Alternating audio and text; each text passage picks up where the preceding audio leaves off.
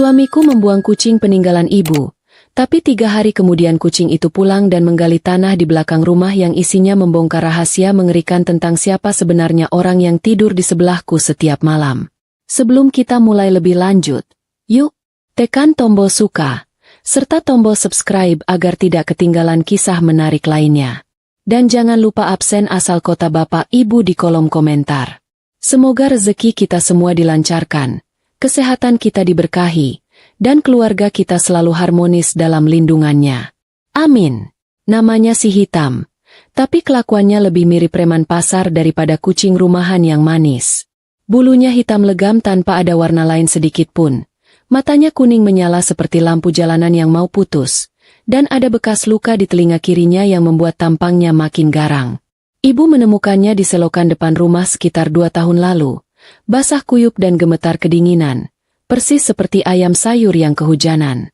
Waktu itu aku sempat protes karena kami sudah cukup repot mengurus rumah tua peninggalan kakek ini, apalagi ditambah mengurus kucing kampung yang makannya lahap benar.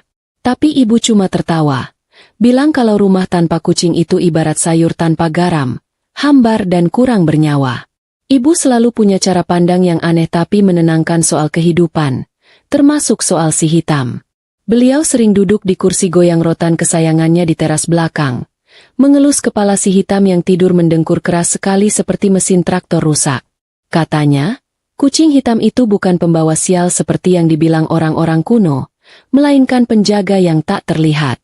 Aku sih cuma manggut-manggut saja sambil menyapu halaman, berpikir mungkin, penjaga, yang dimaksud ibu adalah penjaga dari serangan tikus got yang ukurannya kadang bikin aku mau pingsan. Hubungan mereka berdua memang seunik itu. Seolah ada bahasa rahasia yang cuma dimengerti oleh wanita tua yang mulai sakit-sakitan dan kucing jalanan yang tahu diri. Masalah mulai muncul pelan-pelan ketika suamiku, Mas Bagus, mulai sering mengeluh soal keberadaan si Hitam. Mas Bagus itu tipe orang yang rapi sekali. Saking rapinya kadang aku merasa dia lebih sayang sama karpet ruang tamu daripada sama istrinya sendiri. Dia paling anti melihat ada bulu kucing menempel di celana kain hitamnya yang licin itu.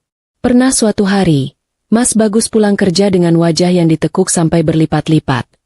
Marah besar cuma gara-gara si Hitam tidak sengaja menyenggol vas bunga plastik sampai jatuh. Padahal vasnya tidak pecah, cuma menggelinding sedikit. Tapi omelan Mas Bagus panjangnya sudah seperti pidato upacara bendera hari Senin. Suamiku memang punya 2 wajah yang kadang bikin aku bingung sendiri. Di depan ibu, Mas Bagus bisa berubah jadi menantu paling idaman sedunia. Tutur katanya halus, sopan santunnya juara, dan senyumnya manis sekali sampai semut saja mungkin bisa diabetes kalau melihatnya.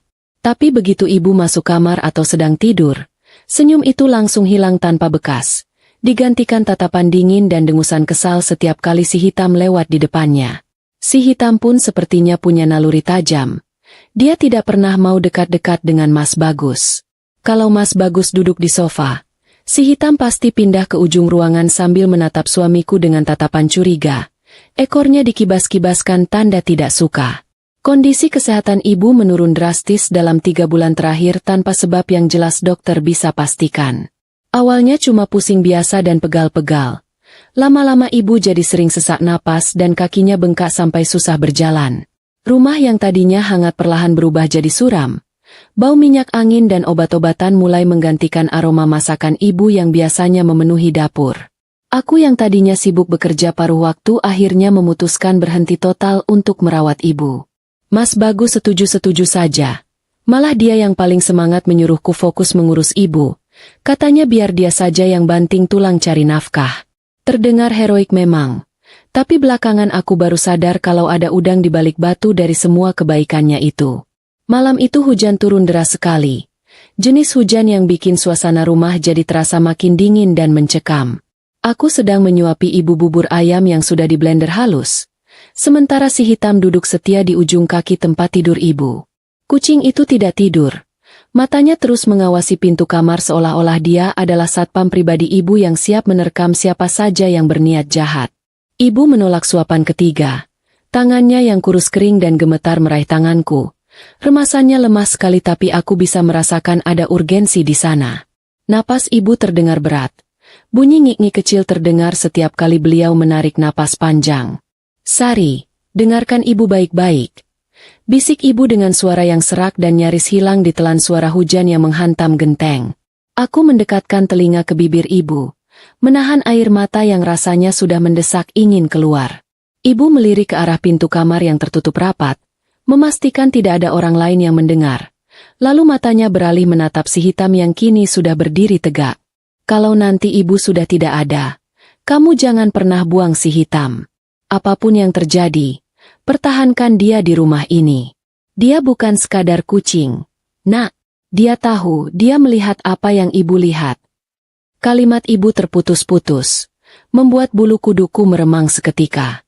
Aku mencoba mencairkan suasana yang tiba-tiba jadi horor itu dengan sedikit candaan.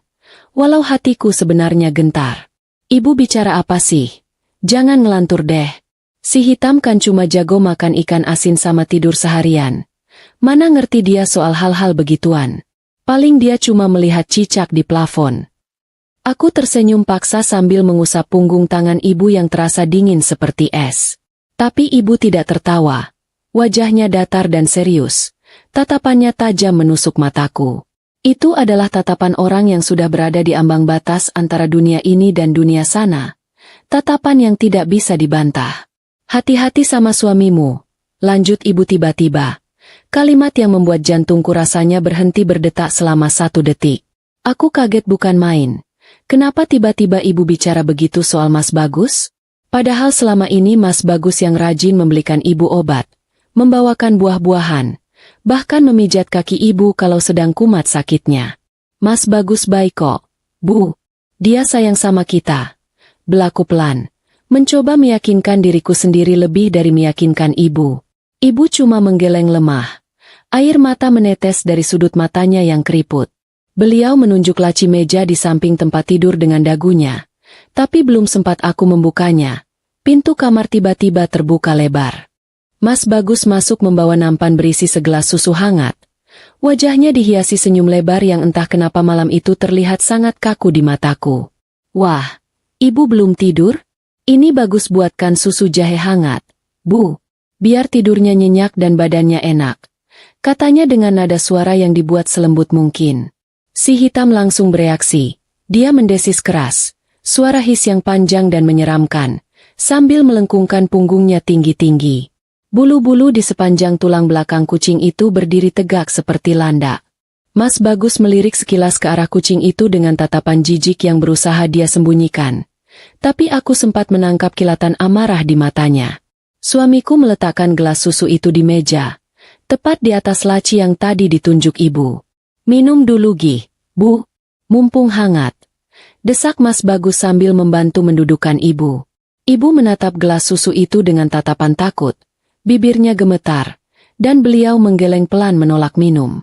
Enggak usah, Gus. Ibu mau tidur saja. Tolak ibu lirih. Tapi Mas Bagus bersikeras. Dia bahkan mengambil gelas itu dan mendekatkannya ke mulut ibu dengan sedikit memaksa. Sedikit saja, Bu. Ini vitaminnya mahal loh. Sayang kalau dibuang. Adegan itu terasa aneh. Sangat aneh. Kenapa Mas Bagus begitu ngotot? Si hitam tiba-tiba melakukan hal yang di luar dugaan. Dia melompat ke arah tangan Mas Bagus dan mencakar punggung tangannya sampai berdarah. Aduh! Kucing setan! Teriak Mas Bagus refleks. Gelas susu di tangannya terlepas dan jatuh ke lantai. Prang! Pecahan kaca berserakan dan cairan susu putih itu menggenangi lantai kamar. Mas Bagus memegangi tangannya yang terluka. Wajah aslinya keluar. Merah padam karena marah. Dia mengangkat kakinya hendak menendang si hitam. Tapi aku buru-buru berteriak. Mas! Jangan! Itu kucing kesayangan ibu. Mas Bagus sadar aku sedang melihatnya. Dia langsung menurunkan kaki, menarik napas panjang, dan kembali memasang wajah prihatin yang palsu itu. Malam itu berakhir dengan kekacauan yang membuat kepalaku pening 7 keliling. Mas Bagus keluar kamar sambil ngomel-ngomel mau mengobati lukanya. Meninggalkan aku yang harus membereskan pecahan gelas dan mengepel lantai. Anehnya, saat aku mengepel tumpahan susu itu, aku mencium bau yang tidak biasa. Baunya bukan seperti jahe atau susu murni, tapi ada bau sedikit menyengat seperti bau obat pembersih lantai atau racun serangga yang samar-samar. Ah, Mungkin itu cuma perasaanku saja yang sedang kacau karena lelah. Pikirku waktu itu. Ibu sudah tertidur pulas. Atau mungkin pingsan. Aku tidak tega membangunkannya lagi. Si hitam kembali duduk di samping bantal ibu.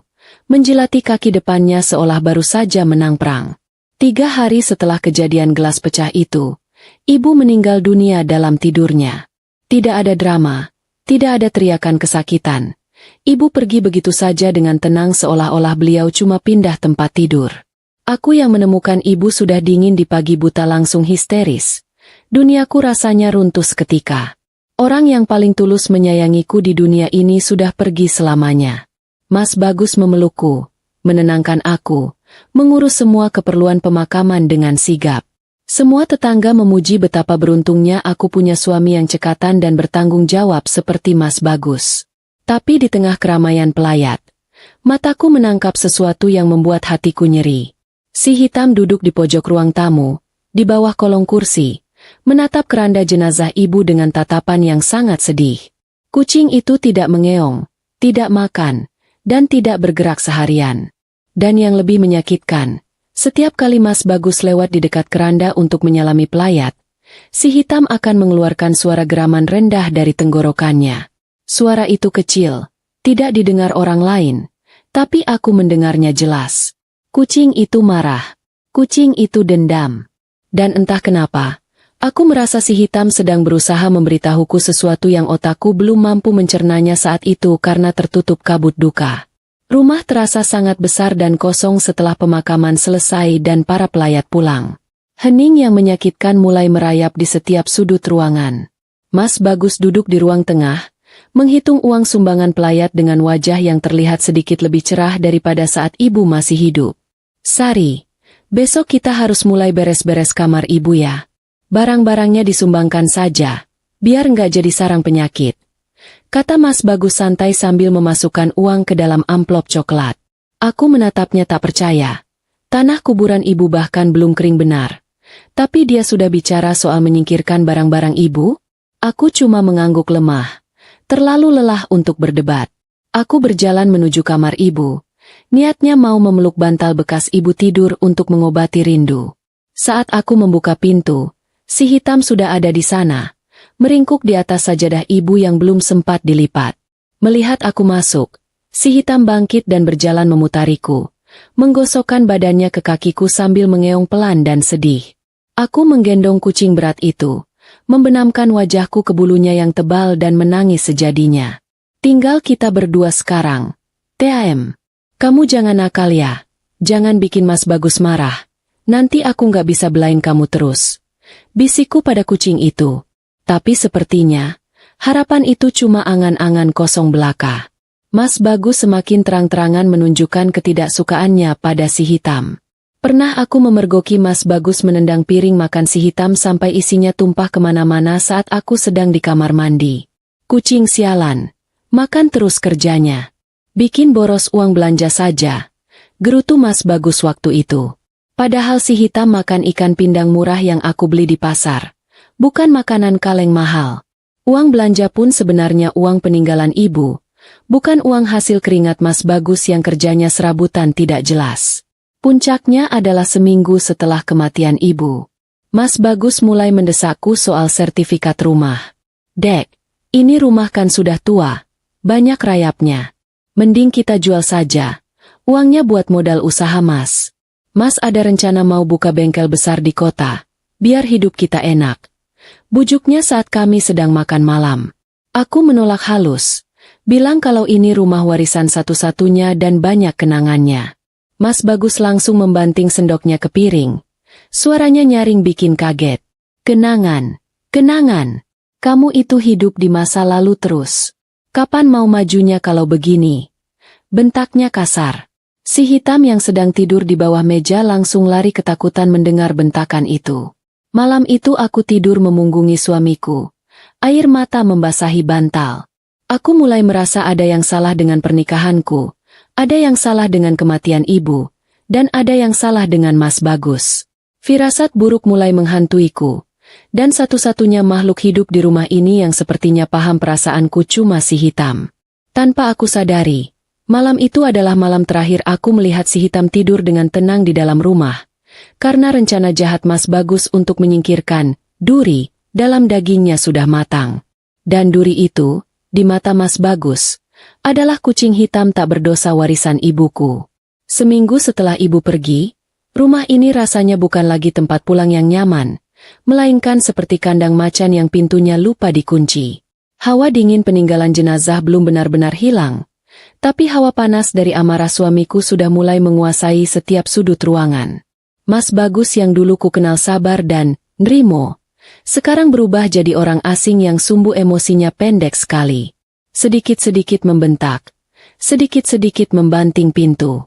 Kalau dulu dia rajin bangun pagi untuk menyiram tanaman kesayangan ibu, sekarang dia baru bangun saat matahari sudah tinggi. Itu pun langsung minta kopi hitam kental sambil merokok di ruang tamu. Padahal dia tahu betul, asap rokok itu bikin dadaku sesak dan ibu dulu paling melarang ada asap di dalam rumah. Tapi sekarang, siapa yang berani melarang Tuan Besar di istana barunya ini? Perubahan sikap Mas Bagus ini bukan cuma bikin aku kaget, tapi juga bikin si hitam makin waspada. Kucing itu sepertinya punya radar anti orang jahat yang canggih. Kalau Mas Bagus sedang ada di ruang tengah, si hitam pasti memilih menyingkir ke dapur atau naik ke atas lemari es. Dia memantau pergerakan Mas Bagus dari ketinggian dengan mata kuningnya yang tajam, persis seperti burung hantu mengincar tikus. Pernah suatu pagi, Mas Bagus hampir tersandung si hitam yang sedang tiduran di depan pintu kamar mandi. Reaksi Mas Bagus sungguh berlebihan. Dia menendang udara, untungnya tidak kena, sambil menyumpah serapah dengan kata-kata kasar yang kalau didengar anak kecil pasti langsung ditutup kupingnya. Kucing sialan. Bikin celaka saja. Awas ya, sekali lagi kamu bikin aku kaget. Aku karungin kamu. Ancamnya. Aku yang sedang menyeduh teh di dapur cuma bisa mengelus dada. Mau membela. Nanti malah jadi perang dunia ketiga pagi-pagi buta. Mau diam saja. Hati rasanya sakit melihat amanah ibu diperlakukan seperti hama. Akhirnya aku cuma memanggil si hitam, memberinya potongan ikan goreng sisa semalam, dan membisikkan kata maaf. Yang sabar ya, TM. Mas Bagus mungkin lagi pusing banyak pikiran. Hiburku pada si kucing. Walau dalam hati aku sendiri ragu apa benar dia pusing atau memang tabiat aslinya baru keluar. Si hitam cuma mengeong pendek, suaranya serak, seolah bilang, "Kamu itu terlalu polos, Sari." Siang harinya, teror mental itu dimulai lagi. Mas Bagus duduk di kursi malas ibu, kursi yang dulu jadi singgasana ibu, sambil membolak-balik koran bekas. Kakinya diangkat ke atas meja. Gayanya sudah persis juragan tanah yang mau menagih sewa. "Dek, sini sebentar." Panggilnya tanpa menoleh. Nada suaranya datar. Tapi ada penekanan yang bikin perutku mulas ketika aku mendekat, duduk di kursi kayu di seberangnya, meremas ujung dasterku yang sudah mulai kusam. Jantungku berdebar tak karuan. Firasatku bilang pembicaraan ini bukan soal menu makan siang atau rencana liburan. "Surat tanah rumah ini di mana, Dek?" Tanyanya to the point, tanpa basa-basi. Matanya menatapku tajam, menyelidik. Pertanyaan itu sebenarnya sudah kuduga bakal keluar. Tapi mendengarnya langsung tetap saja bikin kaget. Baru 7 hari ibu meninggal. Tanah kuburannya masih merah basah. Bunga taburnya belum kering benar. Tapi Mas Bagus sudah menanyakan harta. "Masih disimpan ibu, Mas. Aku belum sempat cari-cari. Lagian kan kita masih masa berkabung.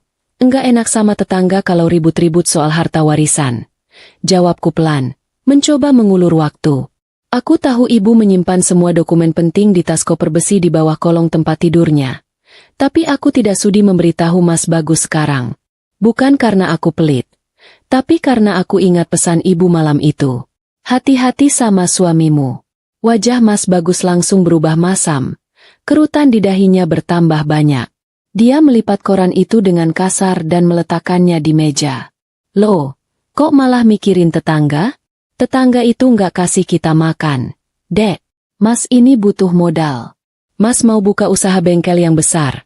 Biar kamu nggak usah kerja lagi. Biar kamu bisa ongkang-ongkang kaki di rumah kayak nyonya besar. Ini demi masa depan kita juga. Kok kamu malah susah sih diajak maju?" Mas Bagus mulai mengeluarkan jurus andalannya, memutarbalikkan fakta seolah-olah aku yang salah, aku yang egois, dan dia yang berkorban. Bukan begitu, Mas. Tapi ini kan rumah satu-satunya peninggalan orang tua. Kalau dijual atau digadaikan, terus kalau usahanya macet, kita mau tinggal di mana?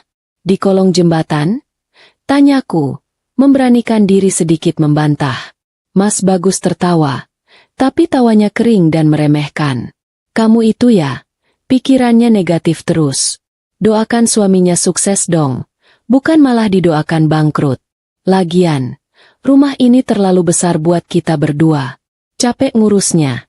Banyak yang bocor, banyak rayap. Belum lagi baunya apek, bau orang sakit. Katanya enteng. Kata-kata, bau orang sakit. Itu menampar hatiku keras sekali. Itu bau ibu. Bau minyak gosok ibu yang selama ini merawat kami.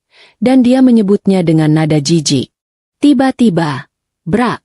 Suara benda jatuh terdengar dari arah lemari hias. Kami berdua menoleh kaget. Ternyata si hitam baru saja melompat ke atas lemari dan tidak sengaja, atau mungkin sengaja, menjatuhkan foto pernikahan kami yang dibingkai kaca. Bingkainya pecah berantakan di lantai. Mas Bagus langsung berdiri. Matanya melotot marah. Heh, kucing kurang ajar. Kamu sengaja ya? Teriaknya sambil menyambar sapu ijuk di pojok ruangan. Si hitam tidak lari. Ini yang aneh. Biasanya kucing kalau dibentak akan lari terbirit-birit. Tapi si hitam malah berdiri tegak di atas lemari. Menatap Mas Bagus dengan pupil mata yang membesar hitam pekat. Dia mendesis lagi. Kali ini lebih keras dan panjang. Giginya yang putih tajam terlihat jelas. Seolah dia menantang Mas Bagus. Ayo, maju kalau berani. Mas, sudah. Aku berlari menghalangi Mas Bagus yang sudah siap memukulkan gagang sapu ke arah lemari. Aku memegangi lengannya kuat-kuat. Itu cuma foto. Mas, bisa diganti bingkainya. Jangan sakiti si hitam. Itu amanah ibu. Teriakku sambil menangis. Mas Bagus menepis tanganku kasar sampai aku terdorong mundur dan pinggangku menabrak pinggiran meja. Sakit. Tapi sakit di hatiku lebih perih. Mas Bagus mengatur napasnya yang memburu, menatapku dan si hitam bergantian dengan tatapan penuh kebencian. Dengar ya, Sari, aku masih sabar lihat kucing butut ini berkeliaran di sini cuma karena menghargai kamu. Tapi kalau dia bikin ulas sekali lagi, atau kalau kamu terus-terusan menyembunyikan surat tanah itu, jangan salahkan aku kalau aku bertindak tegas. Ancamannya menggantung di udara, dingin dan menusuk tulang. Dia membanting sapu ke lantai lalu pergi keluar rumah. Membanting pintu depan sekeras-kerasnya sampai kaca jendela bergetar. Sepeninggal Mas Bagus, aku jatuh terduduk di lantai, memunguti pecahan kaca bingkai foto kami. Foto di mana kami berdua tersenyum lebar memakai baju pengantin. Terlihat begitu bahagia dan penuh harapan. Sekarang, senyum di foto itu terlihat seperti ejekan. Si hitam turun dari lemari. Berjalan pelan mendekatiku. Dia tidak mengeong, tapi langsung menyeruduk tanganku dengan kepalanya yang lembut. Lalu menjilati tetesan air mata di pipiku dengan lidahnya yang kasar. "Tem, kok jadi begini ya hidupku?" Keluhku pada si hitam. Kucing itu menatapku dalam, seolah mengerti setiap kata yang kuucapkan. Sore harinya, kepalaku mulai terasa pening. Pening yang aneh, seperti ada yang menekan-nekan di belakang kepala. Membuat pandanganku sedikit berbayang. Mungkin ini efek stres dan kurang tidur, pikirku. Aku mencoba merebahkan diri di sofa ruang tengah, berharap peningnya hilang. Saat itulah aku melihat Mas Bagus pulang. Wajahnya sudah tidak semarah tadi, tapi ada aura licik yang tersembunyi di balik senyum tipisnya. Dia membawa kantong plastik hitam berisi makanan. "Dek, maaf ya tadi Mas emosi. Mas lagi pusing mikirin utang. Maksudnya modal usaha," katanya meralat cepat, walau telingaku sempat menangkap kata, utang. Dia duduk di sampingku, mengusap kepalamu pelan. Sentuhannya yang dulu menenangkan, kini terasa asing dan membuatku merinding. "Ini Mas belikan martabak manis kesukaanmu. Sama Mas buatkan susu coklat hangat lagi ya, biar kamu tenang." Mendengar kata, susu hangat, perutku mendadak mual. Ingatanku melayang ke kejadian di kamar ibu seminggu lalu. Tapi aku takut menolak. Aku takut dia marah lagi. Iya, Mas. Terima kasih. Jawabku lirih. Mas Bagus pergi ke dapur dengan semangat yang mencurigakan. Dari tempatku berbaring, aku bisa mendengar suara sendok beradu dengan gelas. Ting, ting, ting. Bunyi yang wajar. Tapi entah kenapa terdengar seperti lonceng peringatan bahaya di telingaku. Saat Mas Bagus kembali dengan segelas susu coklat yang mengepul, si hitam yang tadinya tidur di karpet langsung bangun. Dia tidak mendesis kali ini, tapi dia menatap gelas di tangan Mas Bagus dengan tatapan waspada yang tidak berkedip. Mas Bagus meletakkan gelas itu di meja. Minum. Dek. Habiskannya. Biar kuat. Besok kan kita harus cari surat tanah itu sama-sama. Mas yakin kamu lupa naruhnya di mana? Nanti Mas bantu cari sampai ketemu. Kalimat, Mas bantu cari, itu terdengar lebih seperti ancaman. Mas bakal geledah rumah ini sampai hancur. Aku meraih gelas itu. Tanganku sedikit gemetar. Uap panasnya menerpa wajahku. Baunya manis coklat. Tapi di ujung penciumanku, ada aroma logam yang tipis sekali. Aku melirik si hitam. Kucing itu mematung. Ekornya berhenti bergerak. Instingku berteriak, "Jangan minum." Tapi Mas Bagus menatapku lekat-lekat. Senyumnya tidak sampai ke mata. Aku terjebak di rumahku sendiri, bersama suami yang ternyata orang asing, dan seekor kucing yang tahu terlalu banyak. Hari-hari penuh kegelapan baru saja dimulai. Rasanya seperti ada tukang pukul yang sedang latihan tinju di dalam kepalaku, berdentum-dentum tanpa henti dari pagi sampai malam. Awalnya aku pikir ini cuma masuk angin biasa karena kecapean menangis dan kurang tidur. Tapi lama-lama rasanya makin aneh. Badanku lemas sekali, persis seperti kerupuk udang yang lupa dimasukkan ke toples dan kena angin semalaman, lempem dan tidak bertenaga. Kakiku berat kalau diajak melangkah, dan pandanganku sering berkunang-kunang, seolah-olah lampu di rumah ini voltasenya naik turun, padahal lampunya terang benderang. Yang paling bikin aku merinding adalah perasaan dejavu yang kuat. Gejala ini mirip sekali dengan apa yang dikeluhkan ibu di minggu-minggu terakhir hidupnya. Mas Bagus tiba-tiba berubah profesi menjadi perawat pribadi yang paling siaga. Walau tampangnya yang brewokan dan sedikit sangar itu sebenarnya kurang cocok jadi perawat. Setiap jam 9 malam, jadwalnya selalu sama. Dia akan muncul dari dapur membawa nampan berisi segelas susu hangat dan 2 butir kapsul berwarna merah kuning. Katanya itu vitamin impor mahal yang dia beli dari temannya di kota. Khasiatnya ampuh buat mengembalikan stamina dan menghilangkan stres. Ayo diminum, Dek. Ini biar kamu nggak ambruk kayak ibu. Mas nggak mau kehilangan kamu juga. Bujuknya dengan wajah memelas yang kalau dilihat-lihat kok mirip pemain sinetron yang sedang akting menangis tapi air matanya tidak keluar. Masalahnya, setiap kali Mas Bagus muncul dengan ramuan ajaib itu, si hitam langsung berubah jadi monster kecil. Kucing itu biasanya tidur manis di ujung kakiku, tapi begitu mencium bau Mas Bagus mendekat, dia langsung bangun dan berdiri pasang badan di dadaku. Dia tidak cuma mendesis, tapi juga mencakar udara seolah memberi peringatan keras. Jangan mendekat atau kucakar mukamu. Mas Bagus tentu saja jengkel setengah mati. Pernah dia mencoba menyodorkan gelas itu, tapi si hitam menampar tangan Mas Bagus dengan kakinya yang berbulu lebat. Susunya tumpah sedikit mengenai sprei. "Minggir kamu, kucing gila. Aku mau kasih obat buat istriku," bentak Mas Bagus. Kesabarannya jelas sudah setipis tisu toilet. Aku yang sedang lemas cuma bisa memegangi leher si hitam, berusaha menenangkannya.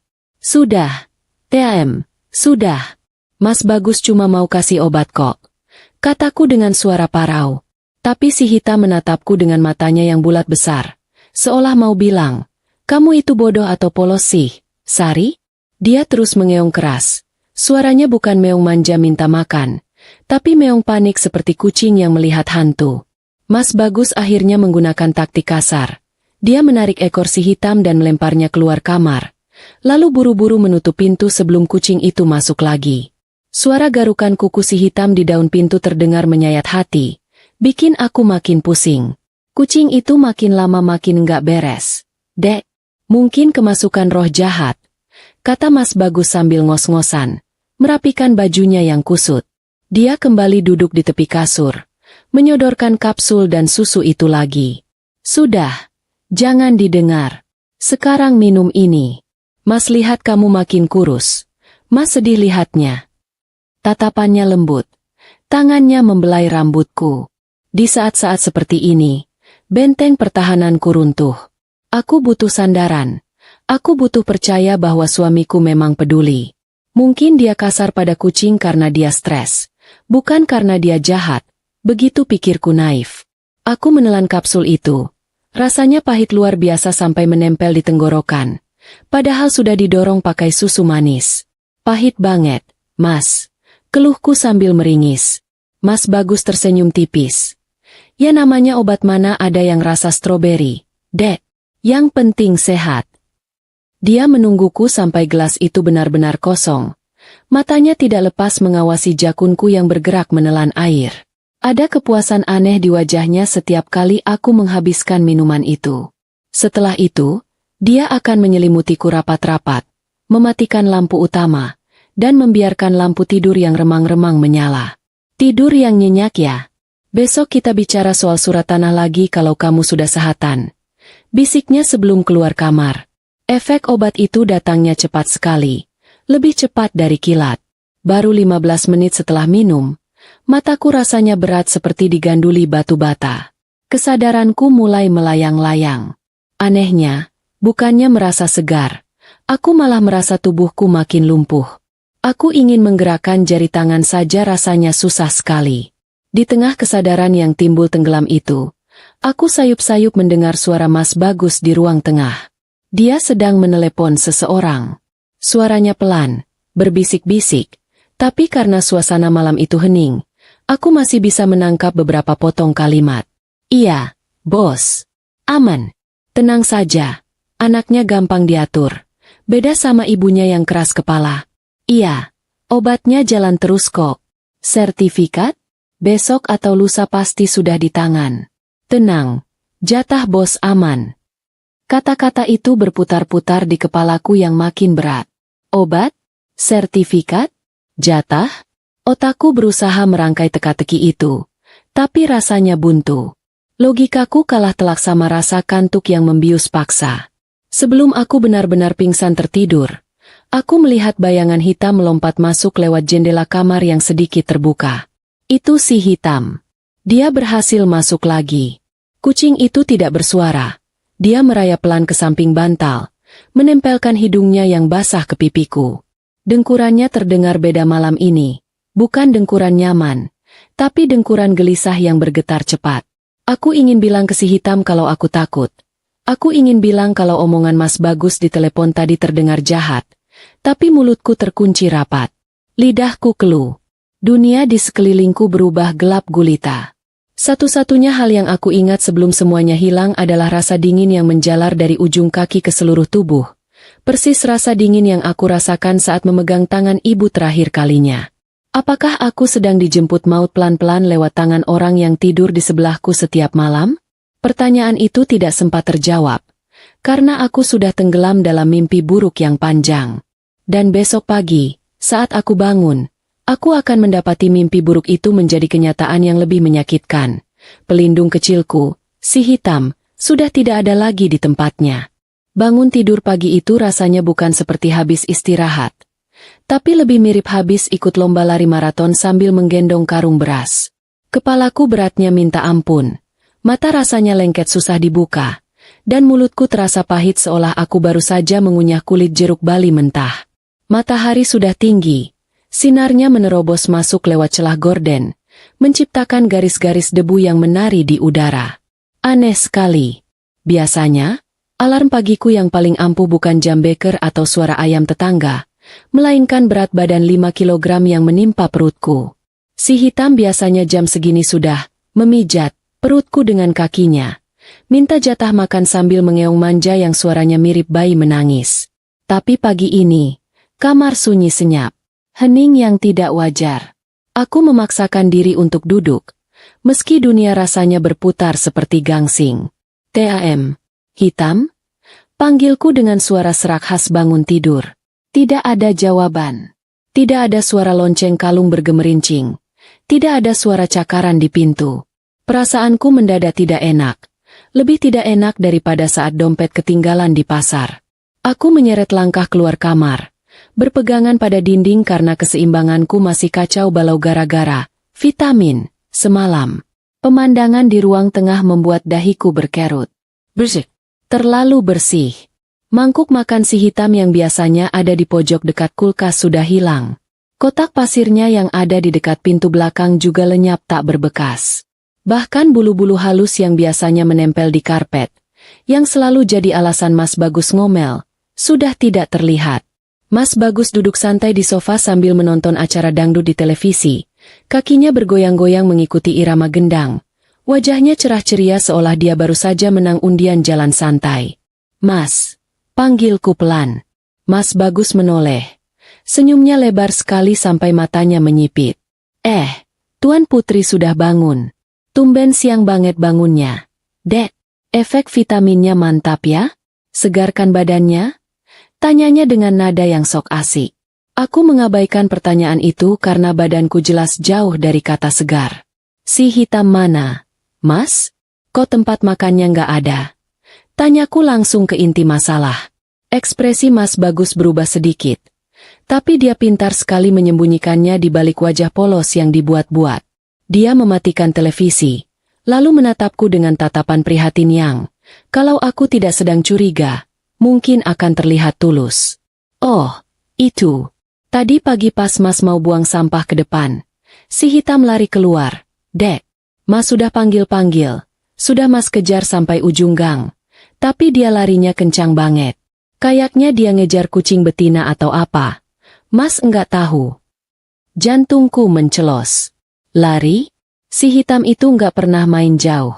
Mas, paling mentok dia cuma main di teras. Terus kenapa mangkuk sama pasirnya dibuang? Tanyaku. Suaraku mulai naik 1 oktav karena panik. Mas Bagus berdiri, berjalan mendekatiku lalu memegang bahuku seolah mau menenangkan anak kecil yang tantrum. Nah, itu dia. Mas pikir sekalian saja Mas bersihkan. Mangkuknya kan sudah jelek. Bau amis. Pasirnya juga bikin rumah bau. Mas simpan di gudang belakang. Biar rumah kita rapi dan wangi. Siapa tahu kalau rumahnya bersih. Rezeki kita makin lancar, ya kan? Alasannya terdengar masuk akal bagi orang awam. Tapi bagiku itu terdengar seperti alasan maling yang tertangkap basah. Tumben-tumbenan Mas Bagus rajin bebersih? Biasanya, menaruh handuk basah di jemuran saja dia malasnya minta ampun. Harus diomeli dulu baru bergerak. Ini kok tiba-tiba inisiatif membereskan perabotan kucing? Aku menepis tangan Mas Bagus dan berlari tertatih ke pintu depan. Panas matahari siang langsung menyengat kulitku. Aku celingukan ke kanan dan kiri, menyusuri jalanan kampung yang sepi. Hitam. TM. Pus. Teriakku sekuat tenaga. Nil. Cuma ada ayam tetangga yang kaget mendengar teriakanku. Tetangga sebelah, Bu Tejo, yang sedang menyiram tanaman menatapku heran. Nyari apa toh, Mbak Sari? Siang bolong kok teriak-teriak. Nanti dikira kesurupan lo. Celetuknya santai. Lihat si hitam enggak, Bu? Tanyaku putus asa. Bu Tejo menggeleng. Wah, enggak lihat, Mbak. Dari pagi sepi-sepi saja. Cuma tadi pagi banget saya lihat Mas Bagus naik motor bawa karung goni di jok belakang. Ngebut kayak mau balapan. Kirain mau ke pasar. Jawab Bu Tejo polos tanpa curiga. Dek, darahku berdesir hebat. Bawa karung? Pagi-pagi buta?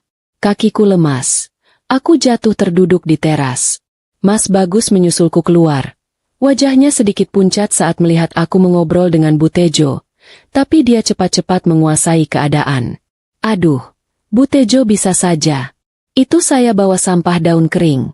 Bu, mau dibuang ke tempat pembuangan akhir. Setelah Mas Bagus cepat, lalu menarik lenganku agak kasar untuk masuk ke dalam rumah. Sudah, Dek, malu dilihat orang. Masuk. Di dalam rumah, aku menatap suamiku dengan air mata bercucuran. Kamu buang dia kan, Mas? Kamu bawa dia pergi pakai karung kan? Tuduhku. Hatiku sakit sekali. Membayangkan si hitam yang ketakutan di dalam karung gelap. dibawa pergi entah kemana oleh orang yang dia benci. Mas Bagus menghela napas panjang. Wajah manisnya hilang, berganti dengan wajah lelah dan kesal yang jujur. Dengar ya, Sari. Kalaupun iya, kenapa? Itu cuma kucing, bukan anak raja. Lagian dia itu bawa sial. Sejak ada dia, rumah ini hawanya panas terus. Kamu sakit-sakitan, rezeki seret. Aku lakukan ini buat kebaikan kita. Kamu harusnya terima kasih. Bukannya malah nangis bombay begini. Mas Bagus bicara santai sekali. Seolah membuang makhluk hidup itu sama saja dengan membuang bungkus gorengan. Itu amanah ibu. Mas, ibu pesan jangan dibuang. Teriakku marah. Ini pertama kalinya aku berani membentak Mas Bagus sekeras ini. Mas Bagus mendekatkan wajahnya ke wajahku. Matanya melotot tajam. Ibu sudah meninggal. Sari, orang mati nggak bisa ngatur orang hidup. Sadar, kamu itu istriku. Kamu harusnya nurut sama suami, bukan sama wasiat kucing. Bentaknya balik. Suaranya menggelegar memenuhi ruang tamu. Aku terdiam. Nyaliku ciut. Bukan karena aku salah, tapi karena aku sadar aku sendirian sekarang. Pelindungku sudah tidak ada. Benteng terakhirku sudah diruntuhkan. Mas Bagus mengambil kunci motor di meja, lalu menunjukku dengan telunjuknya. Sudah, jangan cengeng. Mas mau keluar sebentar ngurus urusan bengkel. Kamu di rumah saja. Istirahat. Nanti malam jangan lupa minum vitaminnya lagi biar nggak histeris kayak orang gila begini. Dia melangkah keluar tanpa rasa bersalah sedikit pun, meninggalkan aku yang sesenggukan di lantai ruang tamu yang dingin. Sepeninggal Mas Bagus, rumah ini rasanya jadi luas sekali, tapi luas yang menakutkan. Tidak ada lagi suara dengkuran di sofa, tidak ada lagi gesekan bulu halus di kaki, tidak ada lagi sepasang mata kuning yang mengawasi pintu. Aku merasa sebagian nyawaku ikut hilang bersama perginya si hitam. Aku membayangkan si hitam di luar sana, mungkin kelaparan, mungkin dikejar anjing, atau mungkin, aku tidak sanggup membayangkannya.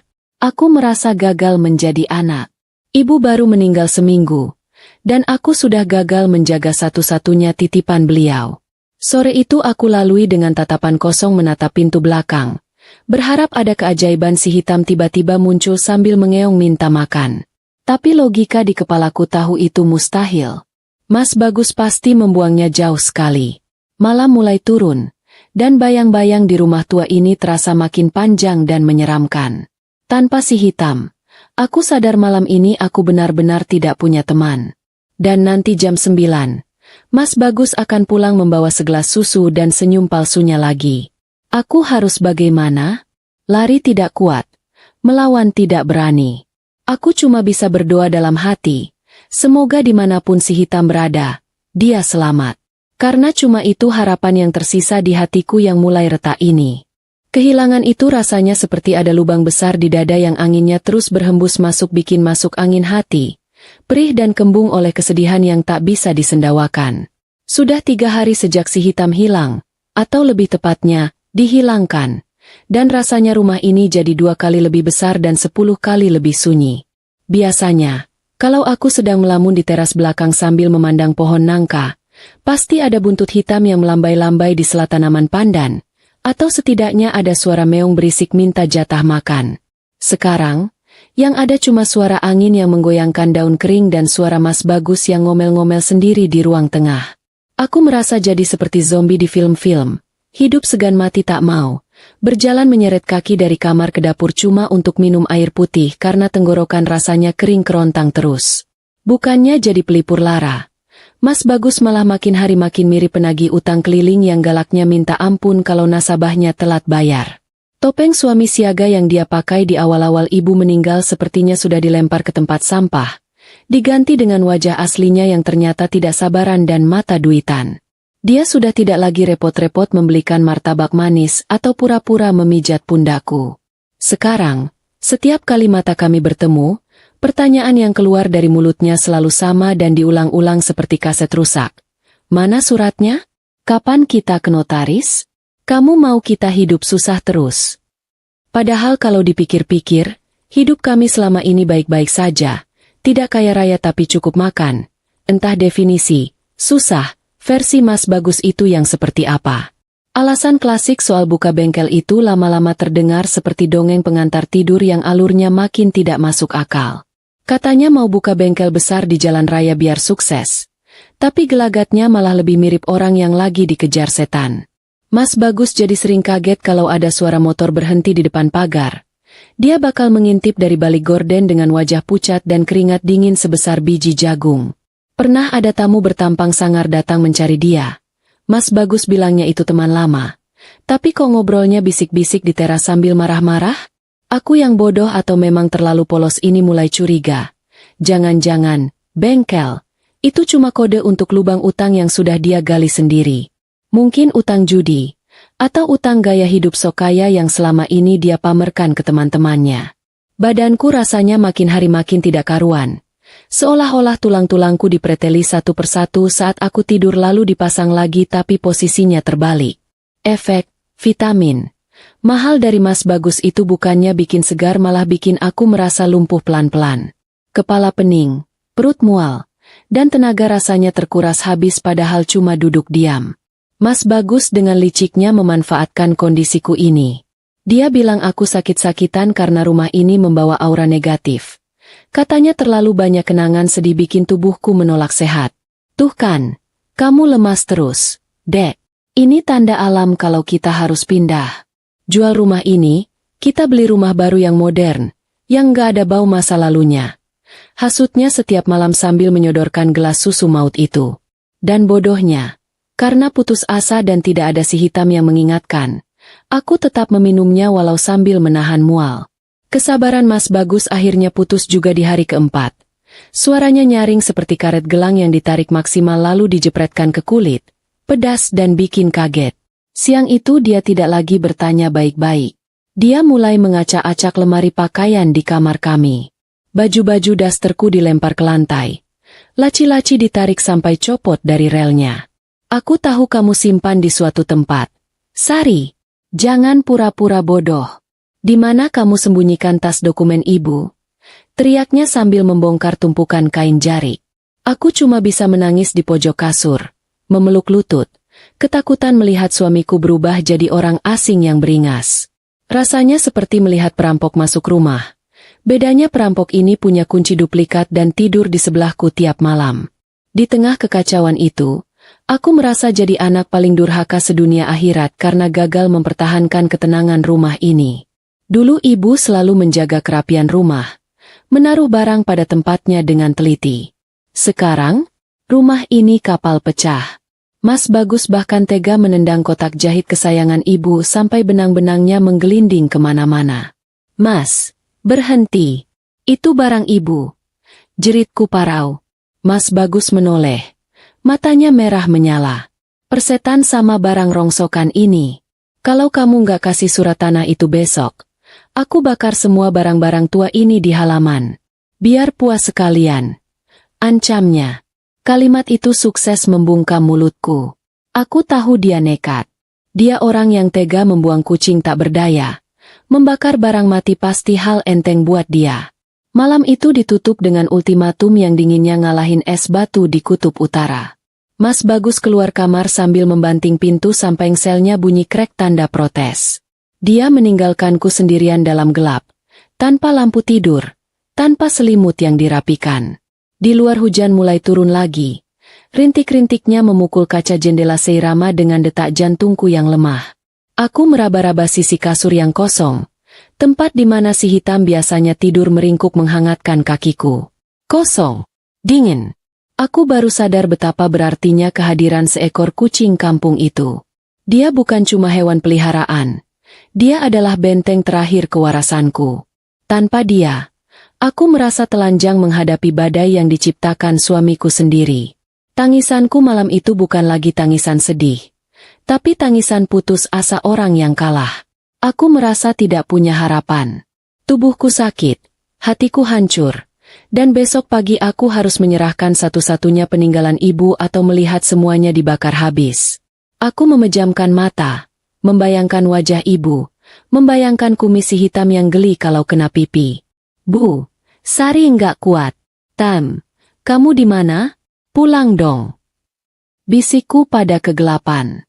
Dan seolah Allah mendengar rintihan hati yang paling dalam, di luar sana angin bertiup kencang, membawa aroma tanah basah dan janji akan sebuah kejutan yang sedang berjalan pulang menembus hujan. Malam Jumat Kliwon itu hujan turunnya awet sekali, persis seperti orang yang lagi patah hati menangis semalaman. Tidak deras tapi tidak mau berhenti juga. Suara rintik air yang memukul genteng tanah liat menciptakan irama yang bikin ngantuk sekaligus merinding.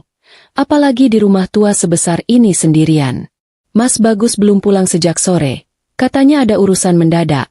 Tapi aku curiga dia sedang sembunyi dari tukang tagih utang yang tadi siang sempat gedor-gedor pagar depan sambil teriak-teriak kasar. Jadilah aku sendirian di dapur, duduk di kursi kayu sambil memegang gelas teh tawar hangat, mencoba menghangatkan badan yang rasanya menggigil bukan karena dingin AC, tapi karena demam yang tak kunjung turun. Lampu dapur yang redup sesekali berkedip. Seolah-olah listriknya juga ikut-ikutan lemas melihat nasibku. Tiba-tiba, di tengah suara hujan yang konstan itu, telingaku menangkap suara lain yang asing. Srek srek srek. Suaranya datang dari arah pintu belakang yang langsung menghadap ke kebun. Jantungku langsung melompat kaget. Pikiranku yang sedang kacau langsung membayangkan hal-hal yang tidak-tidak. Apa itu maling yang mau menjarah sisa barang di gudang? Atau jangan-jangan, namanya juga malam Jumat. Imajinasi soal hantu penasaran atau arwah gentayangan langsung muncul di kepala. Aku menahan napas, menajamkan pendengaran. Suara itu terdengar lagi. Kali ini lebih jelas dan disertai suara nguik pelan yang menyayat hati. Suara itu bukan suara hantu, juga bukan suara maling yang biasanya mengendap-endap tanpa suara. Dengan modal nekat dan gagang sapu ijuk di tangan kanan, senjata andalan ibu-ibu rumah tangga, aku memberanikan diri mendekati pintu belakang. Tangan kiriku gemetar saat meraih kunci grendel yang dingin.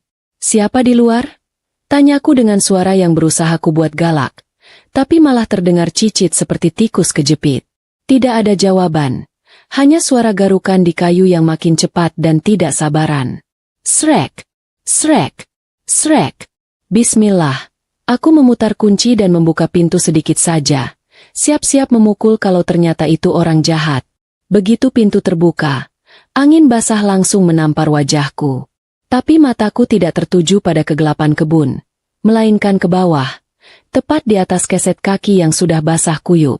Di sana, duduk menggigil sebuah gumpalan bulu hitam yang terlihat menyedihkan. Mataku membelalak. Gagang sapu di tanganku jatuh berdebum ke lantai. Ya ampun.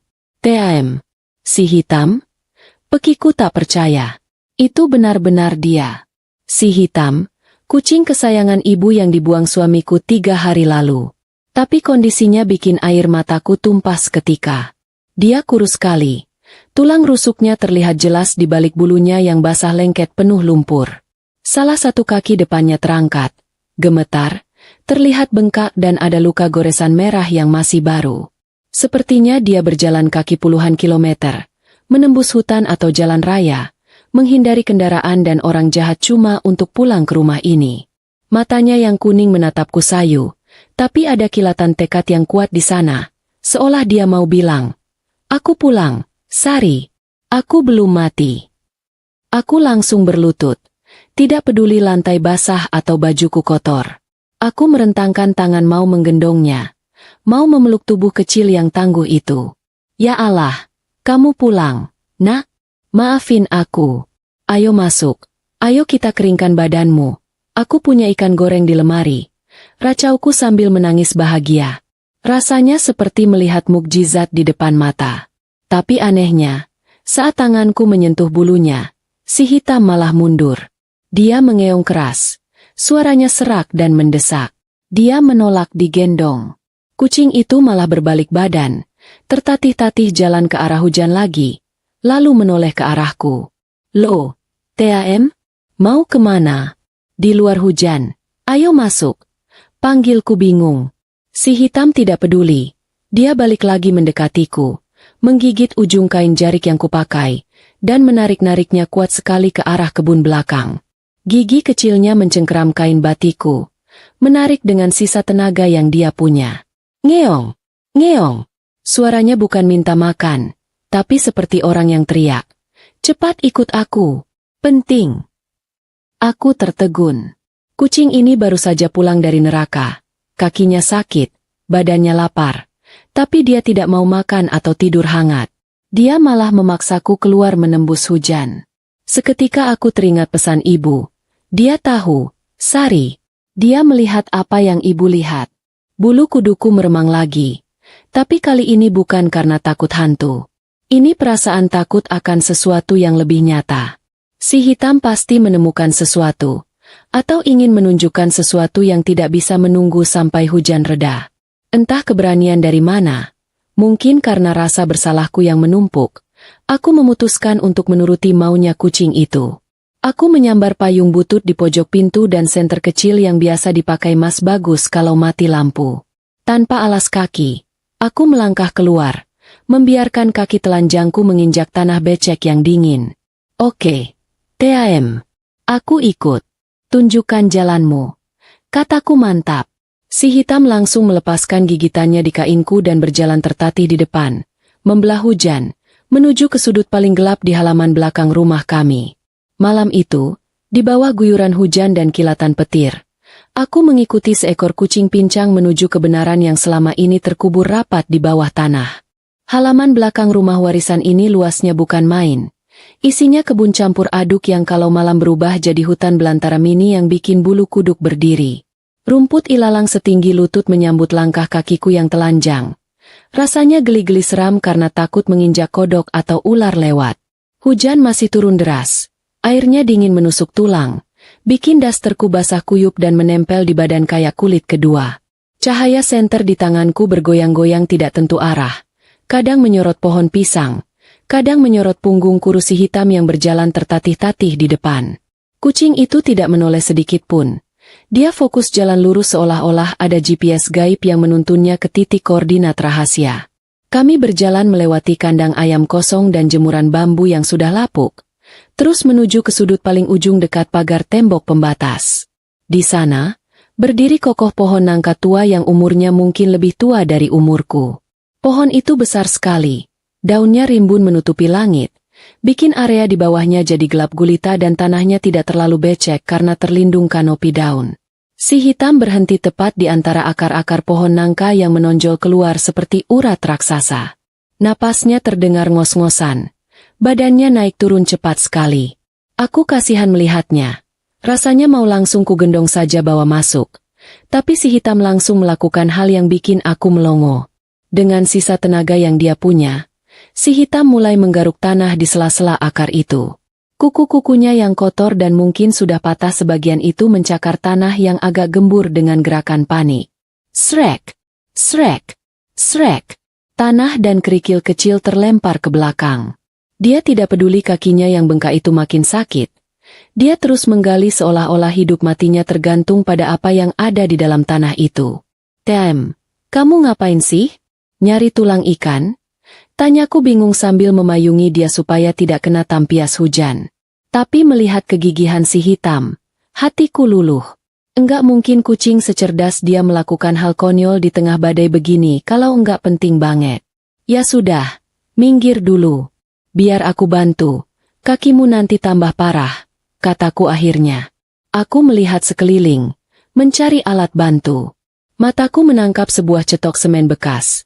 Sendok kecil buat mengaduk semen, yang tergeletak di dekat pot bunga pecah. Rupanya bekas tukang kebun dulu yang lupa membereskan. Aku menyambar cetok berkarat itu, berjongkok di samping si hitam, dan mulai menggali di titik yang dia tunjuk. Tanah di bawah pohon nangka ini ternyata agak lunak. Mungkin karena sering disiram atau memang pernah digali sebelumnya. Si hitam duduk mundur sedikit, mengawasi kerjaku dengan mata tajamnya yang menyala kena pantulan senter. 1 menit, 2 menit. Lubang galian itu makin dalam, kira-kira sebetis orang dewasa. Tanganku sudah kotor semua kena lumpur, kuku-kuku hitam. Napas juga mulai Senin Kamis karena capek. "Tem, ini kalau isinya cuma bangkai tikus yang kamu kubur. Awas ya." Omelku bercanda untuk mengusir rasa takut. Tiba-tiba, tung! Ujung cetokku membentur sesuatu yang keras. Suaranya nyaring, beda dengan suara batu. Ini suara logam. Jantungku yang tadinya berdetak cepat karena capek, Sekarang berdetak cepat karena penasaran campur deg-degan. Aku mempercepat gerakan tangan, menyingkirkan tanah-tanah yang menutupi benda itu. Perlahan-lahan, bentuknya mulai kelihatan.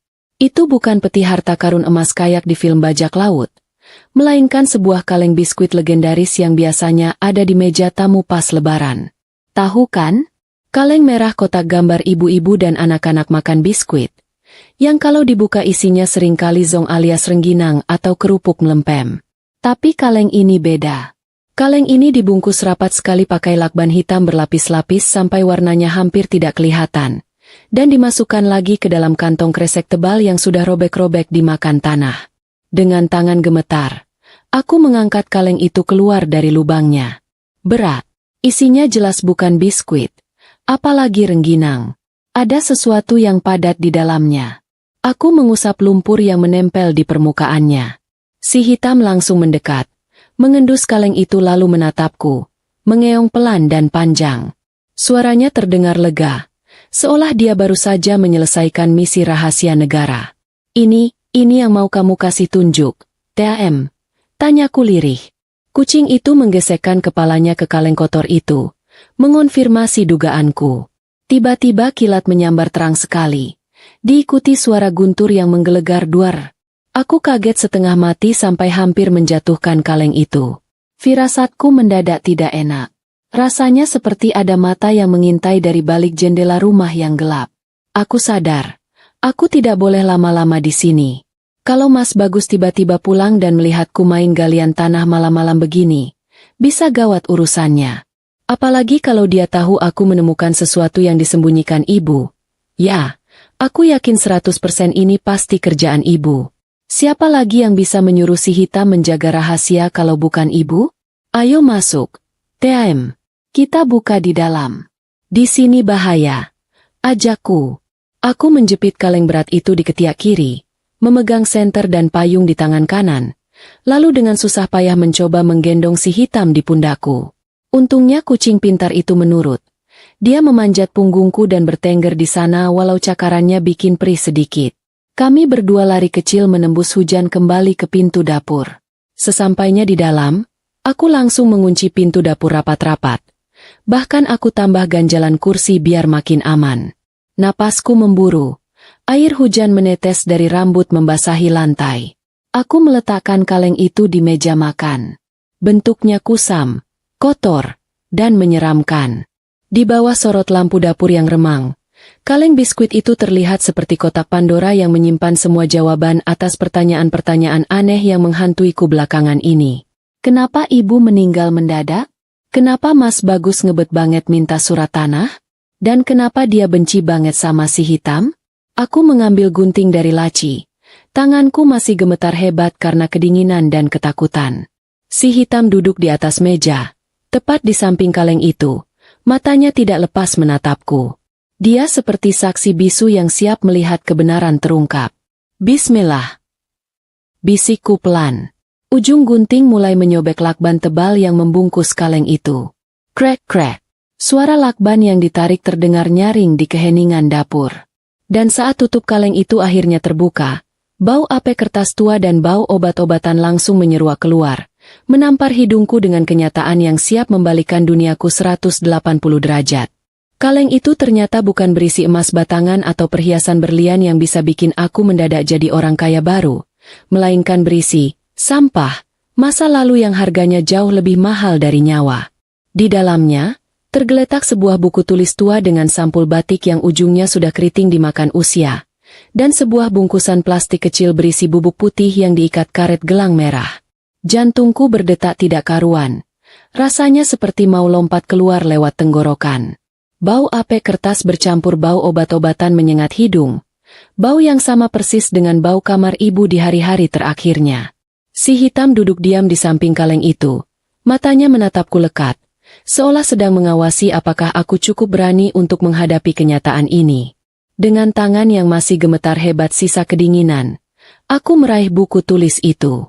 Itu buku harian ibu. Aku tahu betul tulisan tangan ibu yang tegak bersambung dan rapi. Tulisan khas guru sekolah dasar zaman dulu.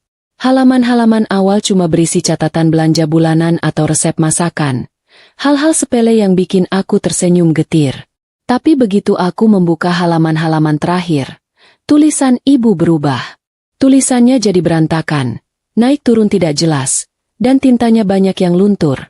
Mungkin terkena tetesan air mata atau keringat dingin saat ibu menulisnya. Sari, anakku sayang. Begitu kalimat pembukanya. Mataku langsung buram tertutup air mata. Kalau kamu membaca tulisan ini, berarti ibu sudah tidak ada. Dan mungkin si hitam yang menuntunmu ke sini. Ibu minta maaf. Nak, ibu bukan sakit karena tua. Ibu sakit karena dia. Napasku tercekat. Dia? Siapa lagi kalau bukan Mas Bagus? Aku melanjutkan membaca dengan dada yang rasanya sesak dihimpit batu besar. Di situ ibu menceritakan semuanya dengan detail yang bikin bulu kuduk meremang. Rupanya, sejak 3 bulan lalu, Mas Bagus diam-diam mengganti obat jantung ibu dengan racun tikus dosis rendah yang dicampur ke dalam kapsul vitamin. Ibu pernah memergoki Mas Bagus sedang menggerus racun itu di gudang belakang saat Mas Bagus pikir ibu sedang tidur siang. Ibu ingin teriak, ingin lapor polisi, tapi ibu takut. Mas Bagus pernah mengancam akan mencelakai aku, anak satu-satunya, kalau ibu macam-macam atau tidak mau menyerahkan sertifikat rumah. Demi melindungiku, ibu memilih diam, meminum racun itu pelan-pelan sambil menahan sakit, sambil diam-diam mengumpulkan bukti. Ibu tidak minum semuanya. Nak, sebagian ibu muntahkan, sebagian ibu simpan di plastik ini sebagai bukti. Tapi racun itu sudah terlanjur merusak badan ibu. Si hitam melihat semuanya. Kucing itu tahu Bagus jahat. Bagus benci sekali sama si hitam karena si hitam pernah mencakar tangannya saat dia mau menukar obat ibu. Lari, Sari, lari dari rumah ini. Suamimu bukan manusia. Dia iblis yang menyamar jadi malaikat penolong. Tulisan itu berakhir di situ. Aku menutup mulut dengan tangan, menahan jeritan ngeri yang mau meledak. Aku melirik bungkusan plastik kecil di dalam kaleng. Bubuk putih itu. Ya Allah, itu racun yang sama yang selama ini Mas Bagus sebut sebagai vitamin mahal untukku. Pantas saja badanku lumpuh. Pantas saja kepalaku pening tidak karuan. Dia tidak cuma membunuh ibu pelan-pelan. Dia juga sedang membunuhku. Motifnya jelas. Harta. Kalau ibu mati, dan aku mati, semua warisan rumah dan tanah luas ini akan jatuh ke tangan dia sebagai ahli waris tunggal. Rencana yang sangat rapi, jahat, dan gila. Aku merasa mual. Perutku bergejolak hebat. Rasanya ingin memuntahkan semua susu hangat yang dia paksa aku minum semalam. Selama ini aku tidur seranjang dengan pembunuh ibuku. Aku melayani dia, membuatkan kopi, mencuci bajunya, sementara dia perlahan-lahan menabur maut di piring makan kami. Dan si hitam, kucing malang ini dibuang karena dia satu-satunya saksi mata yang hidup. Mas Bagus pikir dengan membuang si hitam, rahasianya akan aman selamanya terkubur bersama jasad ibu. Dia lupa. Doa orang teraniaya dan naluri hewan yang tulus itu tidak bisa dilawan dengan akal bulus manusia. Maafin aku. TAM. Maafin aku. Bisikku sambil memeluk si hitam erat-erat. Kucing itu tidak menolak. Dia mendengkur pelan, menggosokkan kepalanya ke pipiku yang basah. Dia seperti bilang, "Sudah, jangan nangis. Sekarang kamu sudah tahu. Ayo lawan." Aku sadar. Aku tidak boleh terus-terusan menangis. Ibu sudah berkorban nyawa demi menjaga bukti ini. Kalau aku lemah, pengorbanan ibu akan sia-sia dan Mas Bagus akan menang. Aku harus bertindak. Aku harus menyusun rencana. Sama liciknya atau bahkan lebih cerdik dari rencana Mas Bagus. Tapi tiba-tiba, lamunanku buyar seketika. Dari arah depan rumah, sayup-sayup terdengar suara deru mesin motor yang sangat aku kenal. Suara knalpot motor bebek butut milik Mas Bagus. Suara itu makin dekat, lalu berhenti tepat di depan pagar. Ceklek. Suara pagar besi dibuka. Dia pulang. Mas Bagus pulang di saat yang paling tidak tepat. Kepanikan langsung melanda otakku. Aku melihat jam dinding. Pukul 10 malam. Harusnya dia belum pulang. Biasanya dia keluyuran sampai subuh kalau sedang Urusan bisnis. Kenapa dia pulang cepat? Apa dia punya firasat? Aku menatap kaleng biskuit dan buku harian di meja. Benda-benda ini tidak boleh ketahuan. Kalau Mas Bagus melihat ini, tamat riwayatku malam ini juga. Dia tidak akan segan-segan membungkamku selamanya seperti dia membungkam ibu. Sari, Dek, Mas pulang. Teriak Mas Bagus dari teras depan. Suaranya terdengar riang. Tapi di telingaku sekarang terdengar seperti suara malaikat pencabut nyawa. Langkah kakinya terdengar mendekat ke pintu utama. Aku harus menyembunyikan ini semua. Tapi di mana? Dan yang lebih gawat, si hitam ada di sini. Kalau Mas Bagus melihat si hitam sudah balik lagi ke rumah, dia pasti curiga dan mengamuk. Dengan gerakan kilat, aku menyambar kaleng itu, memasukkan buku dan racun ke dalamnya. Lalu berlari menuju kamar mandi dapur. Aku menyembunyikan kaleng itu di balik tumpukan ember cucian kotor. Lalu aku menyambar si hitam. Tam, sembunyi dulu ya. Jangan bersuara. Bisikku sambil memasukkan dia ke dalam lemari makan bagian bawah yang kosong dan gelap. Si hitam menurut. Dia diam 1000 bahasa. Baru saja aku menutup pintu lemari makan. Pintu dapur terbuka. Mas Bagus berdiri di sana. Menatapku dengan kening berkerut. Loh, Dek? Kok belum tidur? Ngapain di dapur gelap-gelapan begini? Terus itu, kenapa bajumu basah kuyup dan kotor begitu? Tanyanya curiga. Matanya menyapu seluruh ruangan dapur. Mencari sesuatu yang janggal. Aku berdiri mematung. Jantungku rasanya berhenti berdetak. Sandiwara hidup dan mati baru saja dimulai. Berbohong itu dosa. Tapi kalau berbohong di depan pembunuh demi menyelamatkan nyawa sendiri, aku yakin malaikat pun bakal maklum dan pura-pura tidak lihat. Saat Mas Bagus menatapku dengan mata menyipit penuh curiga di dapur, otakku yang tadinya mampet mendadak berputar cepat bak kipas angin turbo.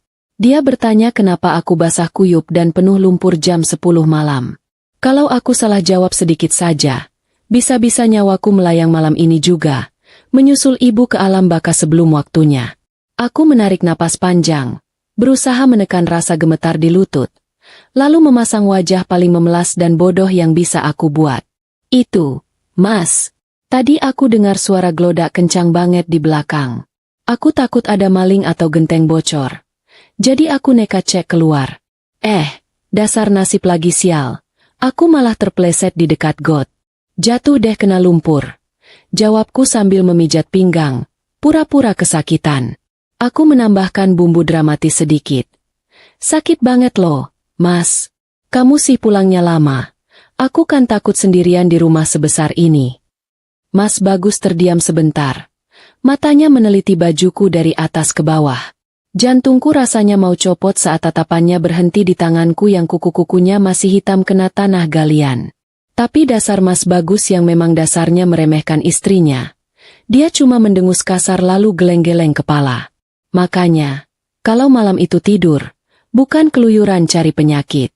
Kamu itu sudah sakit-sakitan, malah main hujan-hujanan. Kalau tambah parah, siapa yang repot? Aku juga kan? Omelnya sambil berjalan menuju kulkas, mengambil botol air dingin. Aku menghembuskan napas lega pelan-pelan. Alhamdulillah, dia percaya. Dia mengira aku cuma istri bodoh yang ceroboh. Iya, Mas. Maaf, aku mandi dulu ya, lengket semua. Pamitku buru-buru. Aku harus segera membersihkan diri dan memastikan si hitam aman di dalam lemari makan. Untungnya, Mas Bagus langsung melenggang ke ruang tengah sambil menyalakan televisi. Tidak sadar kalau di lemari dapur ada sepasang mata kuning yang mengawasinya dengan dendam kesumat. Selesai mandi dan ganti baju kering, aku keluar kamar dengan perasaan yang jauh lebih tenang, walau hati masih was-was. Mas Bagus sudah menunggu di meja makan. Di tangannya, seperti biasa, sudah siap segelas susu hangat berwarna putih kekuningan.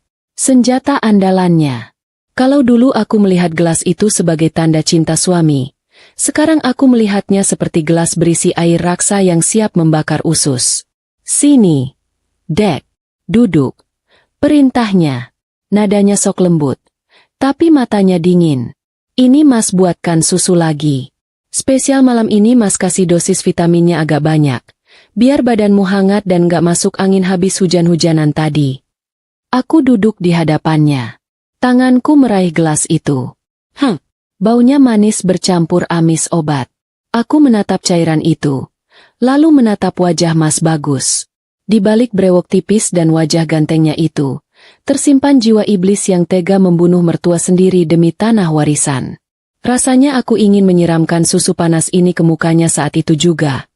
Tapi aku tahu aku akan kalah tenaga. Aku harus main cantik. Mas, kok tumben vitaminnya banyak? Nanti aku pusing lagi kayak kemarin. Pancingku pelan. Mas Bagus tersenyum miring. Percaya sama Mas. Dek, ini biar kamu cepat sembuh total. Habis ini kamu tidur nyenyak. Besok pagi pasti segar bugar. Segar bugar apanya? Mati kaku iya. Batinku menjerit. Tiba-tiba, ponsel Mas Bagus yang tergeletak di meja bergetar panjang. Ada panggilan masuk.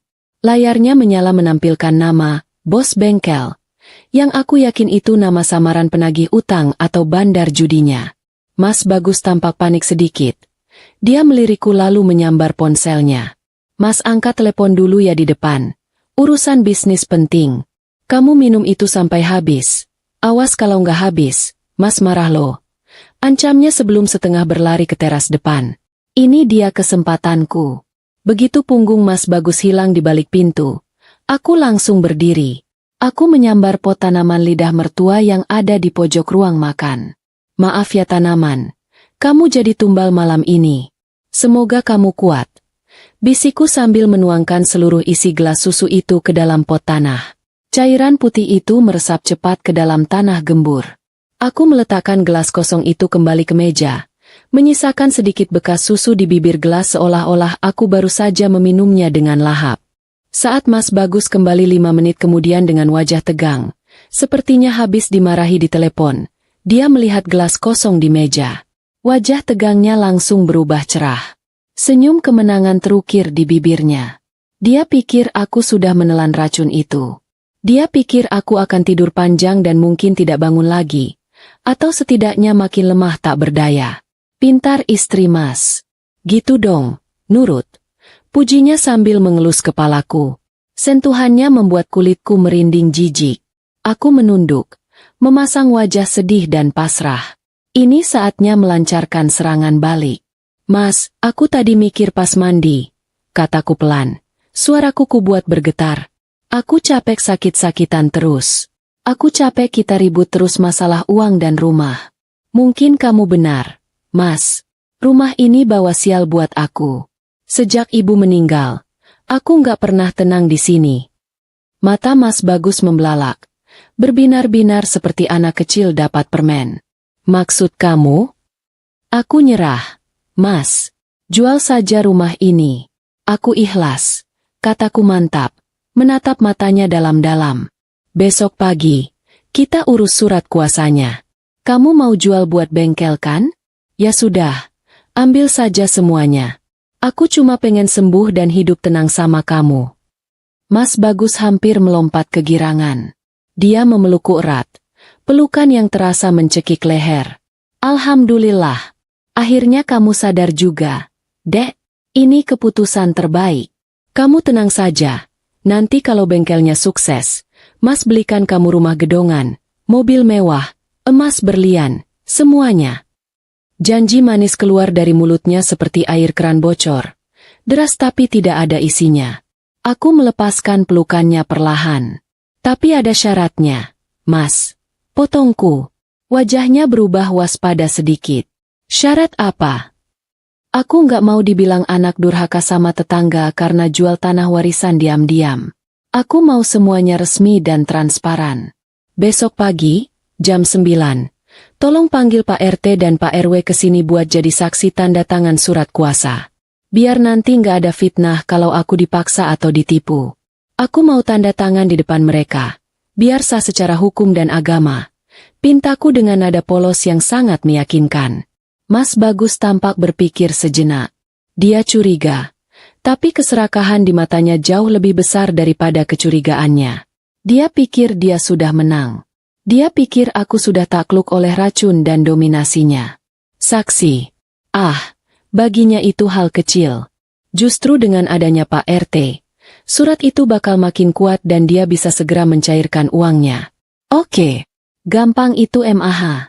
Besok pagi Mas panggil Pak RT, Pak RW, sekalian hansip kalau perlu. Serunya semangat. Sekarang, kamu tidur ya. Istirahat. Mas mau siapin berkas-berkasnya dulu. Malam itu, aku masuk kamar dengan langkah gontai pura-pura mengantuk. Mas Bagus sibuk di ruang kerja. Mungkin sedang menghitung uang hayalan di kepalanya. Di dalam kamar yang gelap, aku tidak tidur. Aku menunggu sampai Mas Bagus benar-benar lelap nanti. Aku punya satu tugas lagi malam ini. Menghubungi Pak RT lewat pintu belakang dan memberikan bukti racun yang ibu simpan. Besok pagi, saat Mas Bagus mengira dia akan mendapatkan tanda tangan emas, dia justru akan mendapatkan gelang besi di tangannya. Tunggu saja pembalasanku. Mas, istri bodohmu ini sudah bangun dari tidur panjangnya.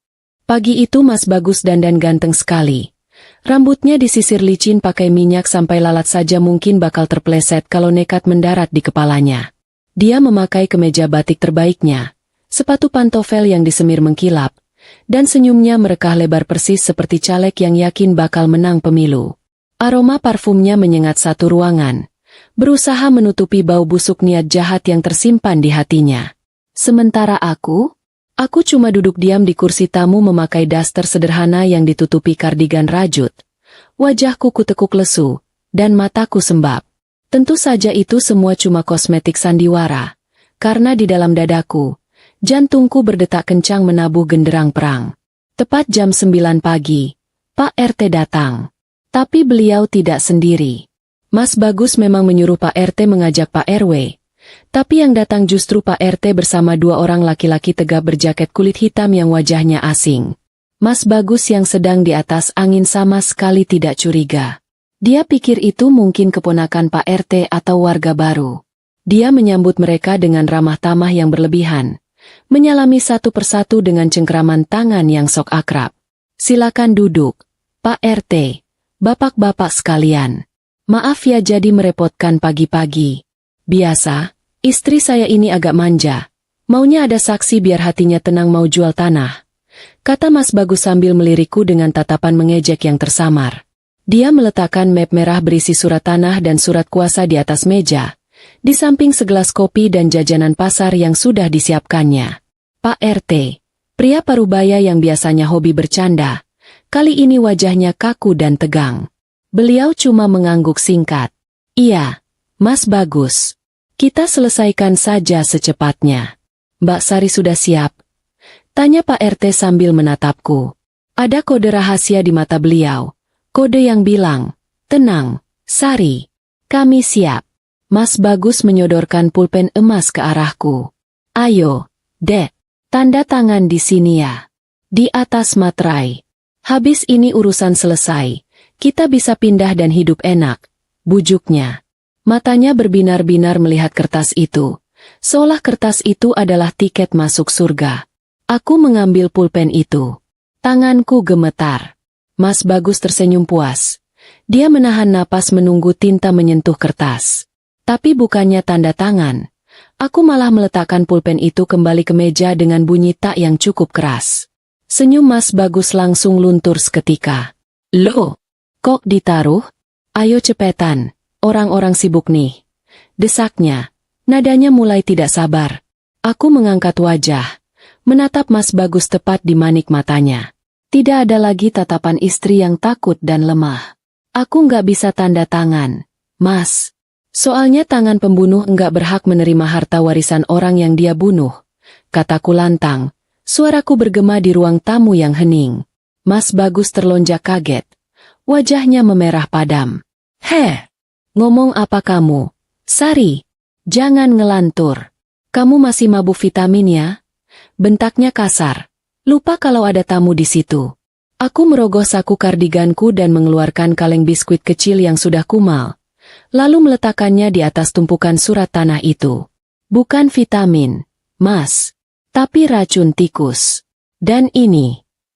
Aku mengeluarkan buku harian ibu. Ini kesaksian ibu yang kamu bunuh pelan-pelan. Kamu pikir si hitam hilang karena kabur? Enggak. Dia balik buat kasih tahu aku di mana kamu kubur bukti kebusukanmu. Wajah Mas Bagus berubah pucat pasi, lebih putih dari kertas HVS. Dia menatap kaleng itu seperti melihat hantu. Keringat dingin mulai bercucuran di pelipisnya yang klimis. Dia menoleh ke arah Pak RT, mencari pembelaan. Pak, istri saya gila. Dia stres ditinggal ibunya. Jangan didengar, teriaknya panik. Salah satu pria berjaket tegap yang datang bersama Pak RT berdiri. Dia membuka jaketnya sedikit, memperlihatkan lencana kepolisian yang berkilau di pinggang. Saudara Bagus, kami sudah menerima laporan dari Saudari Sari semalam beserta bukti sampel racun yang sudah kami cek di laboratorium kilat pagi ini. Anda kami tangkap atas dugaan pembunuhan berencana dan percobaan pembunuhan terhadap istri Anda sendiri. Duniaku rasanya berhenti berputar sejenak melihat ekspresi Mas Bagus. Dari sombong, jadi kaget, lalu berubah jadi ketakutan murni. Enggak, ini fitnah. Saya dijebak, teriak Mas Bagus. Bukannya menyerah, dia malah nekat. Dia menyambar map surat tanah itu dan mencoba lari menerobos ke arah pintu dapur, mendorong Pak RT sampai terjengkang. Tangkap, seru polisi itu. Mas Bagus berlari kencang menuju dapur. Tapi dia lupa satu hal. Di dapur, ada dendam yang belum terbalas. Saat Mas Bagus melintasi pintu penghubung ruang tengah dan dapur, dari atas lemari makan, meluncurlah sebuah bayangan hitam legam. Meong! Si hitam melompat tepat ke wajah Mas Bagus. Kucing itu mencengkeram wajah suaminya dengan keempat kakinya. Cakarnya yang tajam menancap tanpa ampun. Mas Bagus menjerit histeris. Arg! Lepas! Lepasin! Dia terhuyung-huyung. Tangannya berusaha menarik kucing yang sedang mengamuk itu. Tapi si hitam bertahan kuat sambil mencakar dan menggigit apa saja yang bisa dia raih. Darah segar mulai mengucur dari pipi dan hidung Mas Bagus yang mancung. Karena pandangannya tertutup kucing dan panik, Mas Bagus tersandung kakinya sendiri. Dia jatuh terjerembab keras ke lantai. Kepalanya membentur kaki meja makan. Brak! Map surat tanah di tangannya terlempar, berserakan di lantai.